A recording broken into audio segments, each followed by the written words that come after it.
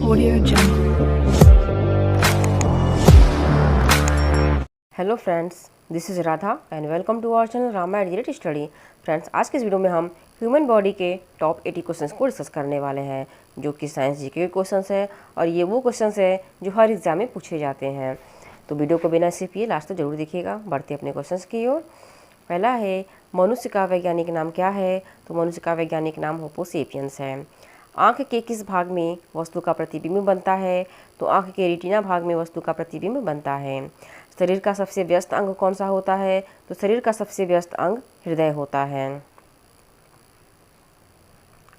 लाल रक्त कोशिका को अन्य किस नाम से जाना जाता है? तो एरिथ्रोसाइट्स लाल रक्त कोशिका को और नाम से जाना जाता है, एरिथ्रोसाइट्स बोला जाता है। आँखों में प्रवेश करने वाले प्रकाश की मात्रा को कौन नियंत्रित करता है? तो ये आइरिस के द्वारा नियंत्रित होता है। मानव त्वचा के अध्ययन करने वाले विज्ञान को क्या कहते हैं? तो इसे टेर्मोटोलॉजी कहते हैं। मनुष्य के शरीर का सबसे कठोर तत्व कौन सा है? तो एनामेल जो होता है वो मनुष्य के शरीर का सबसे कठोर तत्व होता है। मनुष्य के नाखून में कौन सा प्रोटीन पाया जाता है? तो केराटिन जो प्रोटीन होता है वो मनुष्य के नाखून में पाया जाता है। मानव शरीर का सबसे बड़ा अंग कौन सा होता है? तो ये त्वचा होता है। मानव शरीर में सबसे बड़ी ग्रंथि कौन सी होती है? तो इसे यकृत बोला जाता है, जिसे कि लीवर भी बोलते हैं। मानव शरीर का सबसे लंबा सेल कौन सा होता है? तो सबसे लंबा सेल न्यूरॉन्स होता है, उसे तंत्रिका कोशिका भी कहते हैं। शरीर में सबसे बड़ी हड्डी कौन सी होती है? तो ये फीमर होती है, जो कि जांघ की हड्डी होती है। शरीर में सबसे छोटी हड्डी कौन सी होती है? तो ये स्टेपेज हड्डी होती है, जो कि मध्य कान में होती है। मानव शरीर में सबसे मजबूत हड्डी कौन सी होती है? तो मानव शरीर की सबसे मजबूत हड्डी जबड़े की हड्डी होती है। मनुष्य के खून में कौन सा धातु पाया जाता है? तो मनुष्य के खून में लोहा धातु पाया जाता है। मानव शरीर में सबसे छोटी ग्रंथि कौन सी होती है? तो मानव शरीर में सबसे छोटी ग्रंथि पिट्यूटरी ग्रंथि होती है, जैसे कि पीयूष ग्रंथि भी कहते हैं। मानव शरीर में मास्टर ग्रंथि किसे कहते हैं? तो पिट्यूटरी ग्रंथि को ही मास्टर ग्रंथि कहा जाता है। मानव शरीर का तापमान कितना होता है? तो मानव शरीर का तापमान 37 डिग्री सेल्सियस या फिर 98.6 फ़ारेनहाइट होता है। मानव शरीर में गुणसूत्रों की संख्या कितनी होती है? तो ये 46 होती है, जो कि 23 जोड़े होते हैं। मानव मस्तिष्क का सबसे बड़ा भाग कौन सा होता है? तो मानव मस्तिष्क का सबसे बड़ा भाग प्रमस्तिष्क या सेरेब्रम होता है। दांतों और हड्डियों की संरचना के लिए कौन सा तत्व जरूरी है? तो कैल्शियम और फास्फोरस बहुत ज़्यादा जरूरी होता है दांतों और हड्डियों की संरचना के लिए।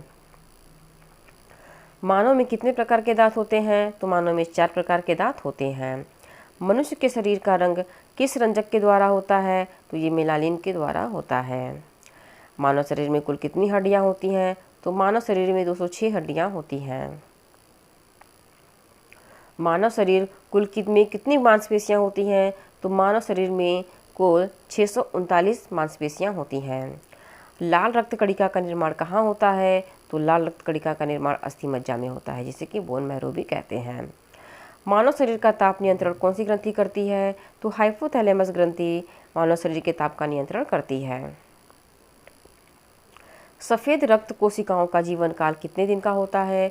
तो सफ़ेद रक्त कोशिकाओं का जीवन काल 3 से 4 दिन का होता है। मोस्ट इम्पॉर्टेंट है, कई एग्जाम में पूछे जा चुके हैं।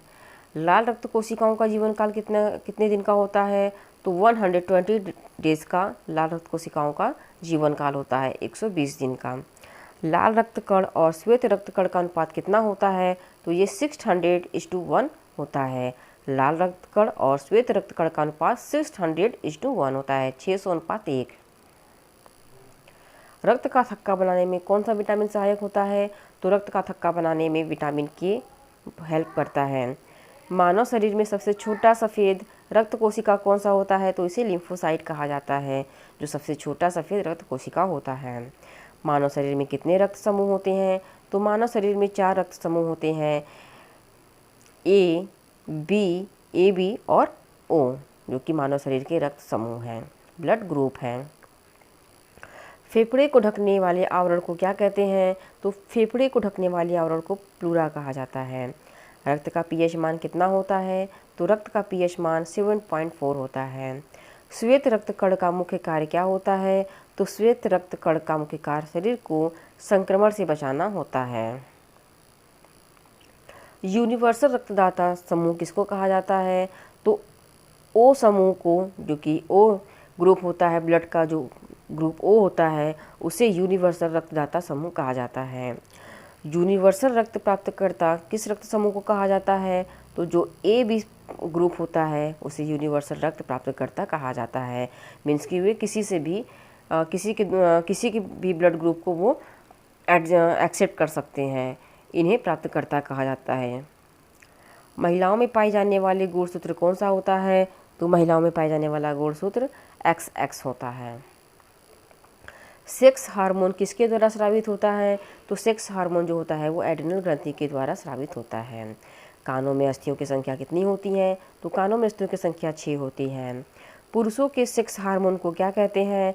तो पुरुषों के सेक्स हार्मोन को टेस्टोस्टेरोन कहते हैं, टेस्टोस्टेरोन। मानव के पेट में किस अम्ल की उपस्थिति होती है? तो हाइड्रोक्लोरिक अम्ल की उपस्थिति मानव के पेट में होती है। मनुष्य में लिंग का निर्धारण किसके क्रोमोसोम द्वारा होता है? तो पुरुष के क्रोमोसोम्स के द्वारा मनुष्य में लिंग का निर्धारण होता है। मनुष्य के शरीर में रक्त के कितने प्रकार पाए जाते हैं? तो ये 2 प्रकार पाए जाते हैं, पहला प्लाज्मा और दूसरा राधिराणु। ऑक्सीजन का परिवहन किसके द्वारा होता है? तो रक्त में मौजूद हीमोग्लोबिन द्वारा ऑक्सीजन का परिवहन होता है। हृदय के कार्य का पता लगाने के लिए किसका प्रयोग किया जाता है?